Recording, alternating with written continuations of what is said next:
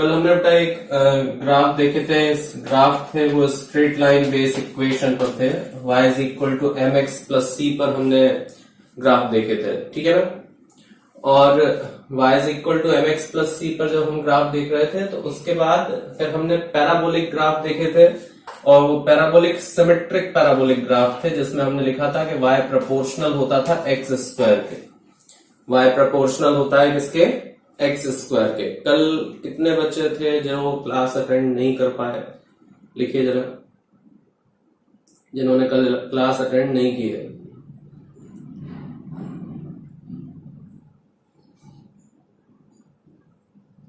ठीक है, जो भी है भैया जिनने क्लास अटेंड नहीं कर पाए या फिर किसी कारण से, क्योंकि कल बाद में भी हमारे पास कई बच्चों के फोन आ रहे थे, वो किसी तरह से लॉग इन नहीं कर पा रहे थे या जो भी दिक्कत आ रही थी, तो आप लोगों के पास ये रिकॉर्डेड लेक्चर्स हैं आपके एप्लीकेशन में, वहीं पर डाउनलोड हो जाते हैं, वहां पर भी जाकर आप देख सकते हो, या फिर एक वीडियो में भी मिल जाएंगे, लाइव वीडियो में मिल जाएंगे, ठीक है। और वहीं से आप लोग इसको कवर कर सकते हो। तो बेटा स्ट्रेट लाइन ग्राफ जब अपन ने देखे तो कई प्रकार की स्ट्रेट लाइन्स अपन ने बनाई थी। इस पर्टिकुलर इक्वेशन के लिए जो हमने ग्राफ बनाया था वो कुछ ये बनाया था, और हमने इसको में बताया था कि ये स्लोप जो है, ये स्लोप कैसी स्लोप है बेटा? पॉजिटिव स्लोप है, और ये इंटरसेप्ट जो इसका है वो इंटरसेप्ट पॉजिटिव है। यहाँ पर पॉजिटिव एक्स वाई एक्सिस पर एक टच कर रहा है तो ये पॉजिटिव इंटरसेप्ट है। नेगेटिव एक्सिस पे अगर ये टच करेगा तो नेगेटिव इंटरसेप्ट होगा, और ये पॉजिटिव और नेगेटिव कंडीशन बना सकता है। अच्छा, हमने यहाँ पर सिमेट्रिक पैराबोला जब हमने बनाए थे तो सिमेट्रिक पैराबोला दोनों ही कंडीशन को बनाते थे। सिमेट्रिक पैराबोला इस तरह से हमने बनाया था। और हाँ देखिए, असिमेट्रिक का मतलब एक्स क्यूब भी हो सकता है, जिस कंडीशन में भी बन जाए वो। नॉर्मली हम असिमेट्रिक पैराबोला की देखो, हम जब भी ग्राफ बनाएंगे ना तो वो इक्वेशन होगी, और इक्वेशन जब होगी उस इक्वेशन के हिसाब से ग्राफ बनाया जाता है। तो हम अभी जब बहुत सारी इक्वेशन पढ़ने वाले हो आप लोग मैथमेटिक्स में, स्ट्रेट लाइन पूरा चैप्टर है आपके पास, पैराबोला चैप्टर है, सर्कल चैप्टर है, ये सब चीजें आपको पढ़ना है, मैथ्स में पढ़ना है। हम सिर्फ उतना देख रहे हैं जितना फिजिक्स में हमारे पास यूज हो सकता है, ठीक है। और बेटा देखो, अगर हम कहें कि फिजिक्स क्या है तो एक्चुअली फिजिक्स की लैंग्वेज मैथमेटिक्स है, तो बिना मैथमेटिक्स के तो फिजिक्स चल ही नहीं सकती। और उतनी मैथमेटिक्स बच्चे ने 10th से 11th में आके इतनी नहीं पढ़ी होती कि वो एकदम से उस पर कवर कर पाए। और हम एक बेसिक मैथमेटिक्स वाले जो हैं, असल में हम मैथमेटिकल टूल्स यहाँ पर पढ़ रहे हैं जो हमारे आगे जाके यूज होंगे। मैथमेटिकल टूल्स हम पढ़ रहे हैं, ठीक है ना, जो कि फिजिक्स में हमें यूज करना है। तो मैथमेटिकल टूल्स का जो फॉर्म है उसमें हम आपको थोड़ी बहुत स्ट्रेट लाइन बता रहे हैं, थोड़ा बहुत पैराबोला बता रहे हैं, बहुत सारी चीजें जो ऐसी हैं कि हम पूरी नहीं बता सकते। अगर हम बताएंगे तो फिर वो मैथ्स शुरू हो जाएगा, ठीक है ना। तो अभी हमें सिर्फ उतना पढ़ना है जो हमें फिजिक्स में काम आएगा। तो अभी हमने ये कंडीशन देखी। अब हम असिमेट्रिक पैराबोला के लिए भी कल हमने एक इक्वेशन लिखवाई थी, और असिमेट्रिक पैराबोला में जो इक्वेशन अपन लोगों ने लिखी थी वो इक्वेशन आप लोगों को ध्यान होगी। हमने लिखा था वहां पर y is equal to A x plus B x square, ठीक है ना, A x plus B x square. तो हम यहाँ पर इक्वेशन लिख रहे हैं फिर से असिमेट्रिक पैराबोला की, y is equal to A x plus B x square. ये इक्वेशन अपन लोगों ने कल पढ़ी हुई है। तो y is equal to A x plus B x square अगर हम यहाँ पर पढ़ चुके हैं तो यहाँ पर देखो जरा, इसका एक एग्जाम्पल और अपन लोगों ने जो पढ़ा था 9th क्लास में, वो था s is equal to u t plus half a t square, ठीक है। क्योंकि यहाँ पर x जो है वो t के इक्विवेलेंट है, और जो y है वो s मतलब डिस्प्लेसमेंट के इक्विवेलेंट है, ठीक है। और डिटेल में अगर अपन चलेंगे तो अब आप बहुत धीरे धीरे बहुत बारीकियां सीखेंगे इसकी कि किस तरह से फिजिक्स में बनता गया। आज अपन जो पढ़ेंगे उसके बाद एक छोटा सा एक इंट्रोडक्शन भी देखेंगे कि किस तरह से कैलकुलस या दूसरी चीजें बनी होंगी, ठीक है। तो y is equal to A x plus B x square और s is equal to u t plus half a t square, ये इक्वेशन एक जैसी है। अब अगर आप इसको एक काम करो, इस इक्वेशन को आप लिख लो कुछ इस तरह से, y is equal to 2x plus 3x square, ऐसा लिख देते हैं अपन। अब y is equal to 2x plus 3x square. अब अगर आप इस कंडीशन को अगर बनाते हो तो आप खुद सोचो कि किस तरह का ग्राफ यहां पर बन सकता होगा। तो यहां पर देखिए जरा, हमने एक वैल्यू रखी x की, एक वैल्यू रखी y की। x की वैल्यू, x कौन सा वेरिएबल, इंडिपेंडेंट, y जो है वो कौन सा हो गया, डिपेंडेंट वेरिएबल। तो x की वैल्यू हमने रखी 0, x की वैल्यू हमने रखी कितनी, 0। और चाहो तो अपन यहां से रख देते हैं x की वैल्यू, ठीक है, ये 0 से यहां से शुरू कर देते हैं। तो ये x की वैल्यू 0 रखेंगे तो 0 रखने पर ये वैल्यू कितनी हो जाएगी भैया, y की वैल्यू भी 0 होगी। मतलब ग्राफ कहां से शुरू होगा, 0 से ही शुरू होगा। फिर जब हम x की वैल्यू क्या रखेंगे बेटा, 1, तो यहाँ पर ये 1 का स्क्वायर, ये 3, तो यहाँ पर अपने x की वैल्यू 1 रखी तो ये वैल्यू कितनी हो गई, y की वैल्यू 5। जब x की वैल्यू हमने रखी 2, तो 2 का स्क्वायर मीन्स कितना हो गया, 4, और 4 3 12, ठीक है, और 12 और 4 कितना हो जाएगा, यहाँ पर हो जाएगा 16। ये कंडीशन बनेगी। अब इसी जगह पर अगर आपने x की वैल्यू -1 रखी होती, तो ध्यान रखिए -1 रखने के लिए होता था -2, और -2 और यहां पर -1 अगर आप वैल्यू रखोगे तो -1 का स्क्वायर हो जाएगा प्लस, तो -2 प्लस 3, ये कितना आएगा, 1 ही आएगा। जबकि यहां पर 1 की वैल्यू इसके रिस्पेक्ट में कितनी थी, 5 थी, यहां पर कितनी थी, 1 थी। जब x की वैल्यू आपने रखी होगी 2, तो यहां पर -2 का स्क्वायर करोगे तो वो तो 4 और 3 12 हो जाएगा फिर से, और 12 और यहां रखोगे तो 12 -4, यहां पर 2 रखोगे -2 तो -4, तो 12 माइनस, तो ये एक प्रकार से कितना आएगा, 8 आएगा। तो अगर आप इस कंडीशन में ग्राफ बना रहे हो तो दोनों तरफ एक जैसी वैल्यू नहीं बन रही, तो इसलिए इसको हम कैसा बोल रहे हैं, असिमेट्रिक ग्राफ है ये। एक दोनों साइड, दोनों x, नेगेटिव x और पॉजिटिव x पर एक जैसा कर्व नहीं बनेगा। तो हम इसको फिलहाल एक साइड पर बना रहे हैं और वो पॉजिटिव x एक्सिस के लिए बना रहे हैं, ठीक है। अब जब हम पॉजिटिव x एक्सिस पर इस ग्राफ को प्लॉट कर रहे हैं y एक्सिस पर, तो आप समझ सकते हो x और y एक्सिस के बीच में कि यहां पर अगर हमने इसकी वैल्यू रखी 1, तो जब इसकी वैल्यू 1 रखते हैं तब इसकी वैल्यू, ग्राफ शुरुआत तो 0 से ही हो रही है, जब हम इसकी वैल्यू 1 रखते हैं तो इसकी अचानक वैल्यू कहां पहुंच जाती है, 5 पहुंच जाती है। और जब इसकी वैल्यू 2 रखते हैं तो इसकी वैल्यू सीधे 16 पहुंचती है। तो इस केस में अगर हम ग्राफ प्लॉट करेंगे तो वो कुछ ऐसा जाएगा, ये कंडीशन होगी ना।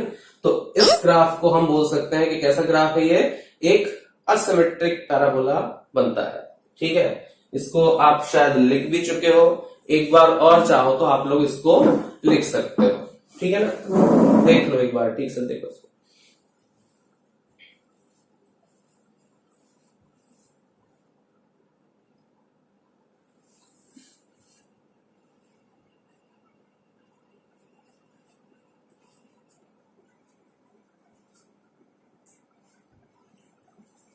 बना सकते हैं ये ग्राफ, ये कंडीशन बना सकते हैं, कोई दिक्कत नहीं इसमें।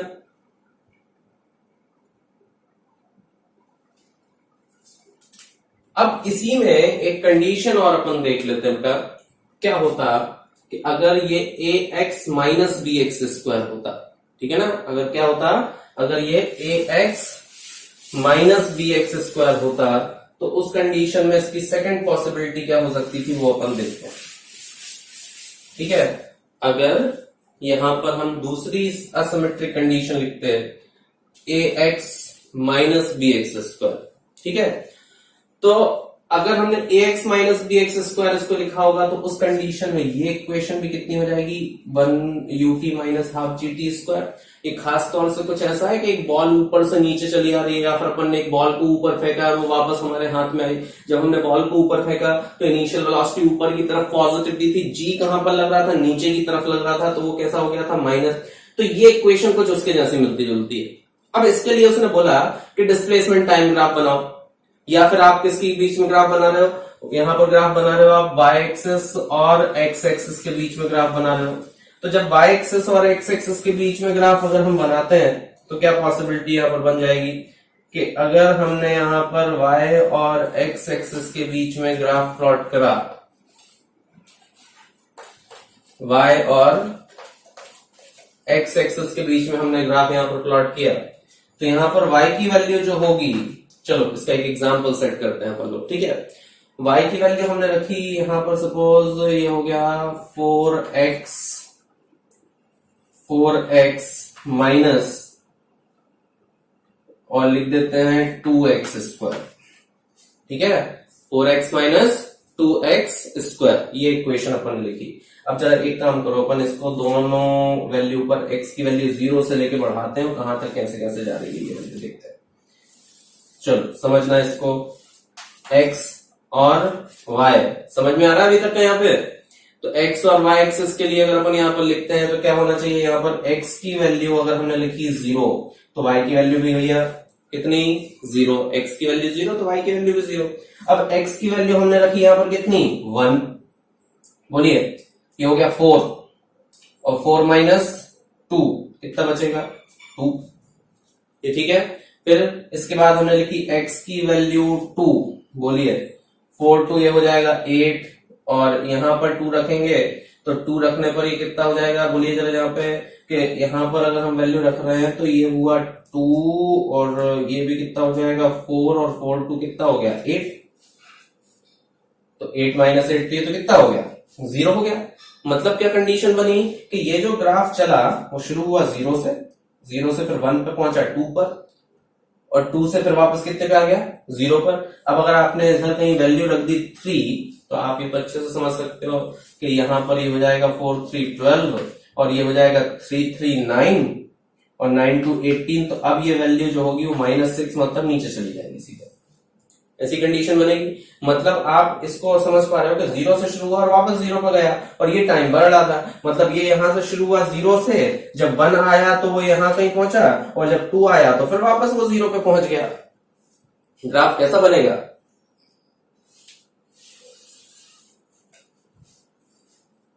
समझ पाए? ग्राफ कैसा बनेगा, इस तरह का पैराबोला बनेगा। अगर मान लो आपके पास ऐसी इक्वेशन किसी कंडीशन के लिए बन रही होती तो डिस्प्लेसमेंट टाइम ग्राफ कैसा बनेगा, ऐसा बनेगा। ये आप समझ पा रहे हो कि डिस्प्लेसमेंट टाइम ग्राफ उस कंडीशन मतलब अगर मैंने एक बॉल को सीधा फेंका और सीधा हाथ में आ गया, एक बॉल को सीधा फेंका सीधे हाथ में आ गया, तो ग्राफ ऐसा बनेगा। बच्चे को अगर इक्वेशन समझ में नहीं आती है ना और उससे बोल दिया जाए डिस्प्लेसमेंट टाइम ग्राफ बनाओ, एक बॉल को ऊपर फेंका वापस हाथ में आ गया, उसमें ग्राफ वापस आ गया, ठीक है, ग्राफ बना दिया उसने। तो इस तरह का हाँ बिल्कुल प्रोजेक्टाइल मोशन है। तो प्रोजेक्टाइल मोशन की ये इक्वेशन है, ये इक्वेशन भी किसकी है, एक असिमेट्रिक पैराबोला की इक्वेशन हम पढ़ रहे हैं ना, प्रोजेक्टाइल पैराबोलिक फॉर्म ही होगा, ठीक है ना। तो कंडीशन क्या बन रही है कि इस तरह से जा रहा है वापस यहां पर आ रहा है, तो कंडीशन इस तरह से ऐसी नहीं हो सकती। आप मन से ग्राफ नहीं बना सकते, ग्राफ बनते हैं इक्वेशन से, कंडीशंस को समझ के मैथमेटिकली। लिख लीजिए इसको,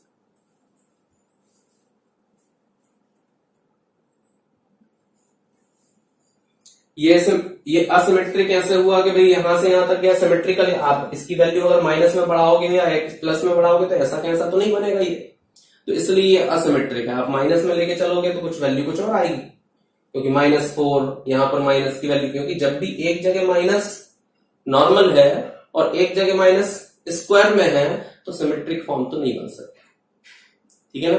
तो इसलिए दोनों साइड दोनों एक्सेस पर एक जैसा ग्राफ नहीं बनता, तो इसको असिमेट्रिक कंडीशन को बोला जाता है। लेकिन अब हाइपरबोलिक कंडीशन क्या होती है, जैसे मान लो हमारे पास दो क्वांटिटी हैं और उन दोनों क्वांटिटी का मल्टीपल जो है वो एक कांस्टेंट वैल्यू हो तो उसको हम हाइपरबोला बोलते हैं।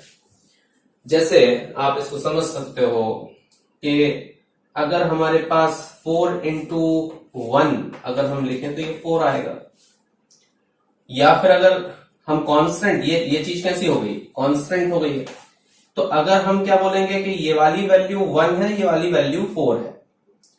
अब अगर ये वाली वैल्यू घट जाए तो ये वाली वैल्यू बढ़ जाए, तो एक जगह ऐसी आएगी जहां पर ये दोनों वैल्यू कैसी हो सकती हैं, कांस्टेंट हो सकती हैं, तो अभी कितना आएगा 4 आएगा। या फिर ये वाली वैल्यू कितनी हो जाए 1 और ये वाली वैल्यू कितनी हो जाए 4, तो अभी कितना आएगा 4 और वो वैल्यू अभी भी कैसी है, कांस्टेंट है। मतलब हम क्या देख रहे हैं कि जब ये वाली वैल्यू घट रही है तो ये वाली वैल्यू बढ़ रही है।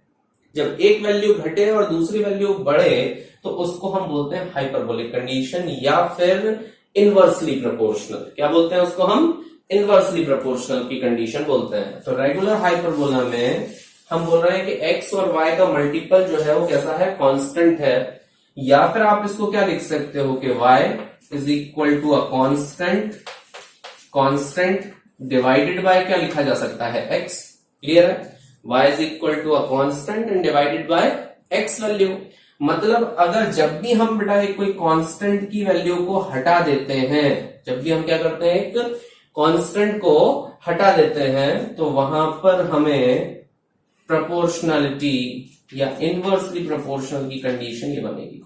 क्या मतलब है, अगर एक वैल्यू बढ़ रही होगी तो दूसरी वैल्यू क्या कर रही होगी, घट रही होगी। क्लियर है, एक वैल्यू बढ़ेगी तो दूसरी वैल्यू कैसी होगी, घटेगी। यहां देखिए, अगर हम इस केस में इसका ग्राफ बनाए, कभी भी अगर दो वैल्यू इनवर्स हैं तो एक वैल्यू के बढ़ने पर दूसरी वैल्यू घटती है। अगर हमने यहां लिखा x की वैल्यू है ये, और ये वाली वैल्यू किसकी है, y की, तो अगर हम x बढ़ा रहे हैं तो y क्या होगा, कम होगा।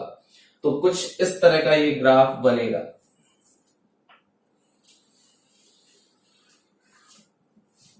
ठीक है, अब आप इसको देखो जरा, जब x की वैल्यू कम थी तो y की वैल्यू इस समय पर मैक्सिमम थी। ठीक है, जब x की वैल्यू कम थी तो y की वैल्यू कैसी थी, बहुत ज्यादा थी। अब जब यहां पर y की वैल्यू आप देखो, जब y की वैल्यू कम हो गई, ये पहली वाली कंडीशन है, जब y की वैल्यू कम हो गई तो उस समय पर x की वैल्यू कैसी है, मैक्सिमम है। लेकिन एक जगह ऐसी भी है जहां पर हम लिख सकते हैं कि ये वो जगह है जहां पर लगभग दोनों की वैल्यू कैसी दिख रही है, कांस्टेंट दिख रही है। जैसे 2 आ गया था ना उसमें भी थोड़ी देर पहले, तो उसी तरह से यहां पर इसकी वैल्यू भी क्या हो रही है, चेंज हो रही है। तो ध्यान रखिएगा, जैसे जैसे x और y की वैल्यू चेंज होंगी, जैसे जैसे x और y की वैल्यू चेंज होगी, तो अगर इनवर्स कंडीशन है तो कुछ इस तरह का हाइपरबोलिक फॉर्म चलेगा, रेगुलर हाइपरबोला ये आप बना सकते हो। लिखिए, तो आप एक चीज हमेशा ध्यान रखना कि जब भी हमें ग्राफ बनाने हैं, वो ग्राफ हम जब भी बनाएंगे तो उसमें कहीं ना कहीं कंडीशन का ध्यान रखना है कि किस तरह का इक्वेशन बन रही है। माइनस एक्स वाई में होगा तो ग्राफ कैसा बनेगा, हर्षित माइनस अगर होगा तो हो सकता है नेगेटिव एक्सिस पे बन जाए, इस तरह वाली एक्सिस को डिपेंड करेगा। डायरेक्शन यहां पर अज्यूम कर सकते हैं, तो जैसे जैसे अपन आगे बढ़ेंगे आप सीखते भी जाओगे उसको। ठीक है, हो सकता है यहां पर स्क्वायर आए, हो सकता है यहां पर क्यूब आए, फोर्थ पावर आए, तो वो ग्राफ की स्टीपनेस कैसी होगी उस पर डिपेंड करेगा। ठीक है, तो अलग अलग कंडीशन के लिए ग्राफ बनेगा, हाइपरबोलिक फॉर्म रहेगा इनवर्स कंडीशन में लिखेंगे। ठीक है, इक्वेशन, तो सर्कल की इक्वेशन क्या होती है, x square plus y square is equal to a square. यहां पर हो सकता है, तो क्या लिखा हमने, x square plus y square is equal to a square. तो अगर इस तरह की कंडीशन है, ऐसी कोई इक्वेशन है जो कि एक्स स्क्वायर और वाई स्क्वायर का मल्टीपल ए स्क्वायर की प्रोपोर्शन इक्वल देता है, तो डेफिनेटली ये इक्वेशन किसकी है, सर्कल की है।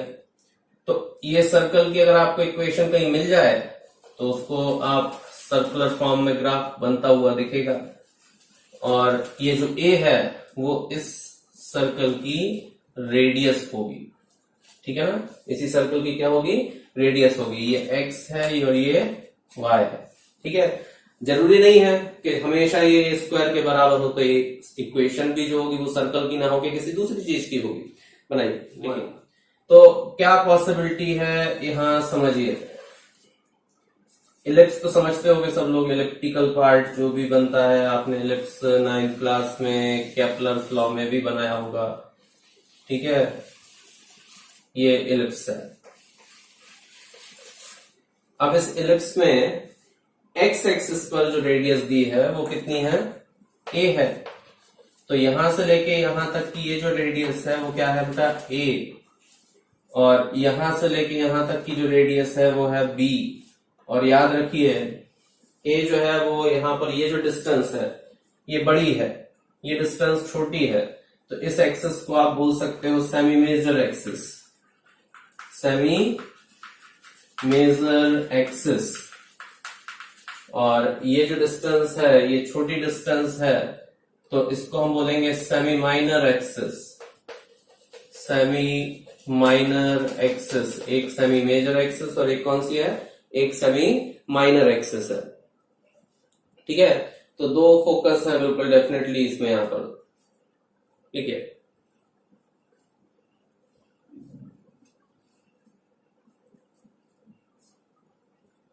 Sine curve. कौन सा कर्व है? Sine curve. तो साइन कर्व हम बना रहे हैं।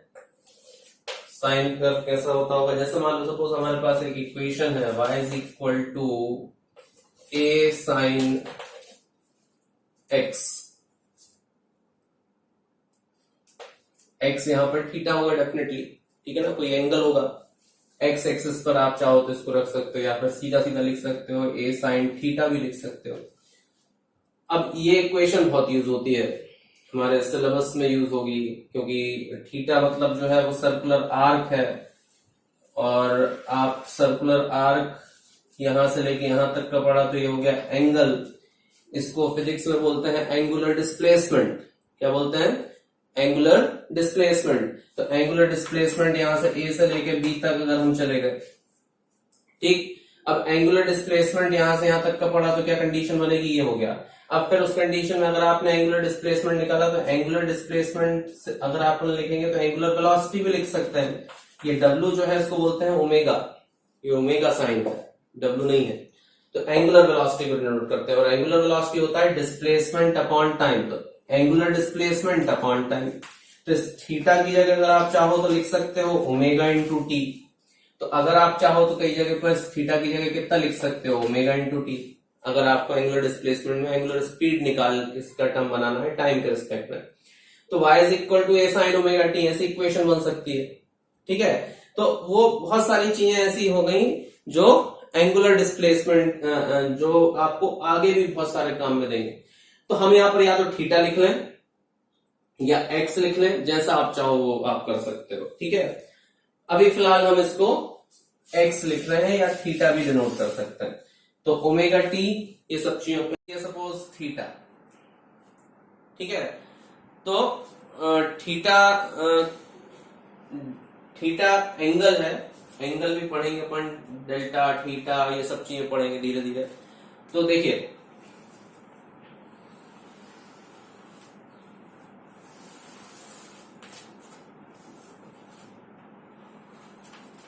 चलिए, तो अगर क्या लिखा जाए थीटा की वैल्यू के रिस्पेक्ट में, हम यहां से थीटा की वैल्यू 0 से लेके चेंज करते हैं और अलग अलग वैल्यू तक लेके चलेंगे। अब आपको साइन थीटा वगैरह 10th में थोड़ा बहुत तो पढ़ा होगा, हम आपको पूरा 360 डिग्री घुमा रहे हैं इसमें। तो 360 डिग्री तक लेके चलेंगे, तो उसमें कैसे ऐसे साइन की वैल्यू चेंज होगी आपको अगर पता है तो ठीक है, नहीं तो फिर देखते हैं। यहाँ पर हमने इस बार x एक्सिस पर जो रखा है वो थीटा है, इसलिए हम बोल रहे थे या तो आप x लिख लो या फिर थीटा लिख लो, यहाँ पर y की वैल्यू, ठीक है ना। तो थीटा और फिर y की वैल्यू, सबसे पहले अपन ने लिखा थीटा की वैल्यू 0 डिग्री। जब हमने थीटा की वैल्यू 0 डिग्री रखी होगी तो y की वैल्यू कितनी हो जाएगी भैया? 0 ही होगी। ग्राफ कहां से शुरू होगा? 0 से शुरू होगा। फिर हम थीटा की वैल्यू बढ़ाते हैं, तो थीटा की वैल्यू सपोज हमने लिखी 90 डिग्री, तो थीटा साइन थीटा की वैल्यू 90 डिग्री रखने पर तो यहाँ पर तो आएगा 1, और 1 ये कितना बचेगा? ए अकेला। ए एम्पलीट्यूड मान लो, एम्पलीट्यूड तो पता था ना, मैक्सिमम वैल्यू जो भी इसकी होती होगी। फिर हमने इसकी वैल्यू रखी 180, तो साइन 180 की वैल्यू बेटा फिर से 0 हो जाएगी, ठीक है। और ध्यान रखिए, फिर उसके बाद अगर हमने इसकी वैल्यू रखी 270 तो उसकी वैल्यू होती है -1, तो यहां पर कितना आएगा? -1। और यदि हमने यहां पर इसकी वैल्यू रख दी 360 डिग्री, तो 360 डिग्री पर ये वैल्यू वापस कितनी हो जाएगी? 0 हो जाएगी। तो अगर हम इस ग्राफ को अगर हम प्लॉट करें तो यहां से चल के ये वैल्यू कितनी होती है? मैक्सिमम होती है, मैक्सिमम से फिर मिनिमम पर जाती है, मिनिमम से फिर मैक्सिमम पर जाती है और फिर 0 जाती है। तो कंडीशन क्या बन रही है कि यहाँ पर ये समय पर इसका मैग्नीट्यूड कैसा था? मैक्सिमम था, तब ये कितना था? 0 डिग्री था। ये कंडीशन कब है? जब ये 90 डिग्री हुआ। ये कंडीशन कब आई? जब ये 180 डिग्री हुआ। और ये कंडीशन कब आई? ये 270। और 270 के बाद यहाँ पर ये कंडीशन कौन सी आई? 360 डिग्री हुआ। ये पॉसिबिलिटी। तो यहां पर ये जो कंडीशन बन रही है ये कौन सा हो गया है? -a हो गया है, ठीक। तो इस तरह का ग्राफ बनेगा, ठीक है। तो आप इसको ड्रॉ कर लीजिए। अच्छा, एक चीज और आप समझिए, क्योंकि आप लोग, कई लोग है ना जो आगे आगे भाग रहे हो, उसका एक कारण भी हो सकता है। क्या हो रहा है? देखो, अभी आप फ्री हो, कई बच्चे हो सकता है ऑनलाइन भी पढ़ रहे हो, कई लोग कैसे भी पढ़ पाए हो, किसी बुक में से पढ़ पाए हो। आप 11th और 12th को अच्छे से समझ लें। 11th 12th का सिलेबस इतना वास्ट है कि वो इंजीनियरिंग तक में भी घुस जाता है, ठीक है ना। जब इंजीनियरिंग तक में भी चला जाता है और जो टीचर्स जो पढ़ाने वाले हैं वो आज के टाइम पर 11th-12th को, क्योंकि जेई और नीट का सिलेबस है तो उसको वो बहुत अच्छा पढ़ाने के चक्कर में कई बार क्या होता है कि वो मेन सिलेबस को छोड़ के वो भी इंजीनियरिंग में चले जाते हैं, अलग अलग मेथड्स, अलग अलग चीजें निकाल के लेके आते हैं। असल में ये जो लड़ाई है वो बेटा बच्चों की नहीं है, बच्चों से ज्यादा टीचरों की है। एक टीचर दूसरे को सिद्ध करने में लगा रहता है, देखो मैंने ज्यादा पढ़ा है, दूसरा कहता है देखो मैंने उससे भी ज्यादा पढ़ा है, तीसरा कहता है देखो मैंने और ज्यादा पढ़ा है।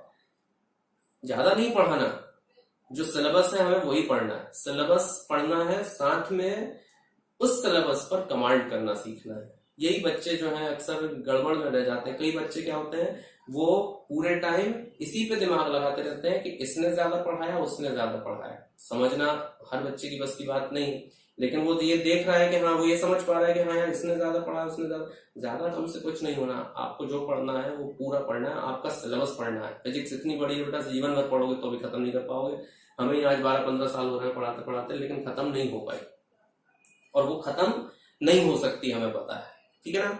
आपको जो हमें देना है वो सब जगह से उसका अर्थ निकाल के हम आपको दे देंगे, जिससे आपका सिलेक्शन हो किसी एग्जाम में, आप किसी एग्जाम को निकाल सको, साथ साथ आपके बोर्ड में भी नंबर ज्यादा से ज्यादा है। तो जो पढ़ा रहे हैं उस पर फोकस करो, जितना है वो सफिशिएंट है, मोर देन इनफ है। उससे ऊपर जाके आपको जबरदस्ती उलझना भी नहीं, जहां उलझना होगा वहां हम बताएंगे कि यहाँ पर और अपन को इसके आगे भी करना। अभी आपको जो दिया गया है उसको उतना आप ठीक से कवर करो, ठीक है ना। जैसे जैसे आगे बढ़ेंगे अभी हम फिर उलझाएंगे, फिर और ज्यादा उलझ जाएंगे। अभी थोड़ा थोड़ा पढ़ो, पहले समझ में आएगा, नहीं तो एकदम से डिप्रेशन में आ जाएंगे बच्चे। कई बच्चे ऐसे होते हैं वो सोचते हैं मैं ये भी पढ़ लूँ, वो भी पढ़ लूँ, 5-5, 7-7 किताबें खरीदनी, सब में से पढ़ना शुरू किया, बना किसी में से नहीं। बच्चों का आधे सब्जेक्ट बेकार नहीं पढ़ना। और फिजिक्स में तो हम वैसे ही बहुत संभाल के पढ़ाते नहीं, तो आधे से ज्यादा बच्चे यही बोलते हैं कि अरे सर समझ में नहीं आ रहा, बन नहीं रहा। तो हर किसी की बस की बात भी नहीं होती कि फिजिक्स में कवर। 9th-10th की फिजिक्स, 11th-12th की फिजिक्स में जमीन आसमान का अंतर है, ठीक है ना। लिखिए जल्दी से इसको कवर कर।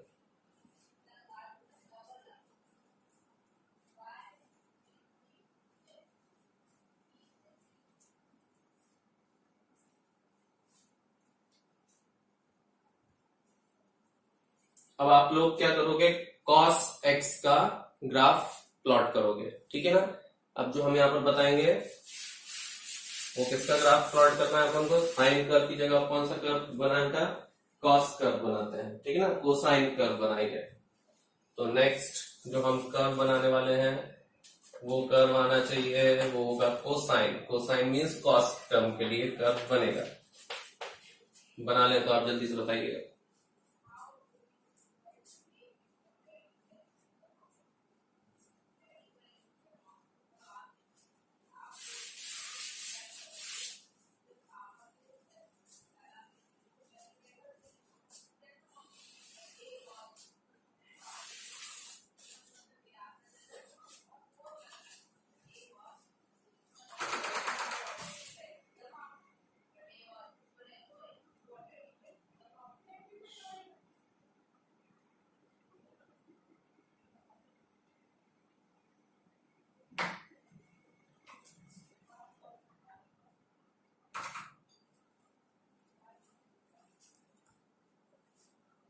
बन गया होगा आप लोगों से, वैल्यू आपने रखी होगी।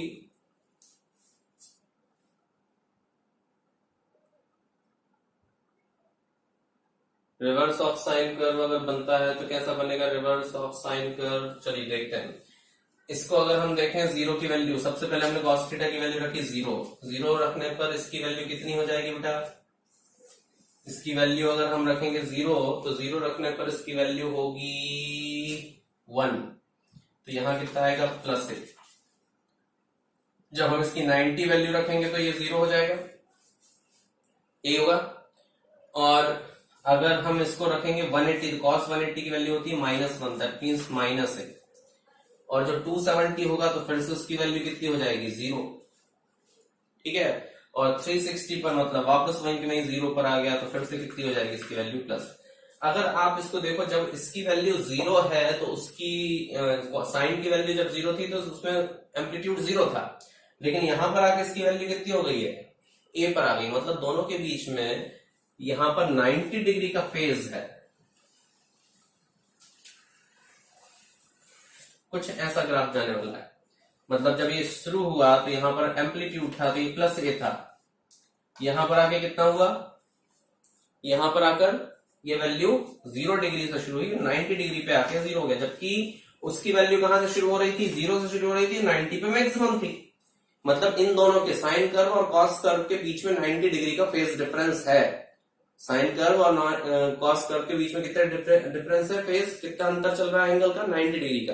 तो यहां पर है, फिर उसके बाद ये वाली वैल्यू किसके लिए है, माइनस ए। जे कब आएगा, जब 180 डिग्री होगा, और 180 डिग्री के बाद ये कितने पर आएगा बेटा, 270 पर आएगा, फिर ये कहां पर आएगा, 360 पर आएगा। तो इस तरह से थीटा की वैल्यू और वैरी करती जाएगी। तो ये साइन कर्व और कॉस कर्व में आप लोगों ने पढ़ा भी होगा कि अगर अपन लोग साइन थीटा प्लस 90 डिग्री इनको चेंज कर देते कॉस थीटा वगैरह में, इसमें चेंज नहीं हो जाते, ये अपन ट्रिग्नोमेट्रिक फॉर्म में पढ़े होंगे पिछले साल। तो 90 डिग्री का कर्व बनेगा, बनाइए जरा जल्दी से इसको।